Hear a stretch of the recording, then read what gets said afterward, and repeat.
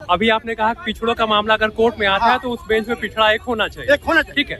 जो यूजीसी का जो लोग विरोध कर रहे हैं उनका भी यही कहना है कि इस मामले में अगर सवर्ण पर कोई आरोप लगता है तो उसकी जांच करने वाली कमेटी में एक सवर्ण नहीं है। यही तो मुद्दा है। तो एक तरफ आप यहाँ मांग कर रहे हैं और आप एक ही मुंह से दो तरह की बात क्यों कर रहे हैं? उसमें यह नहीं कहा गया है कि कोई सामान्य वर्ग नहीं रहेगा। उसमें यह कहा गया है उसमें दलित, पिछड़ा, महिला, लिंग भेद वो एक रहेगा। उसमें सामान्य वर्ग की तो बात ही नहीं की गई उस कमेटी में। तो है वहाँ, इसको अनिवार्य है। यूजीसी में जितने भी कॉलेज है, यूनिवर्सिटी है, उसका वीसी उठा के देख लीजिए, उसका प्रिंसिपल आप देख लीजिए, सब जगह सामान्य वर्ग के लोग हैं। मुश्किल से 5 से 10% हमारे लोग हैं, दलित पिछड़ा के लोग हैं।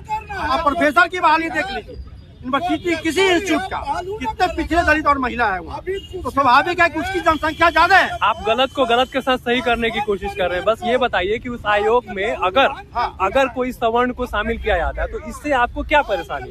यही तो मांग है। रहेगा ही, कहा कह रहा है कि स्वर्ण उसमें नहीं रहेगा। उस आयोग में सवर्ण को रखने की बात तो नहीं, इसी मांग नहीं है, वह लिखा नहीं है, लेकिन यह कहा कि उसमें दलित, पिछड़े और महिला, लिंग भेद उन लोगों को रहना जरूरी है।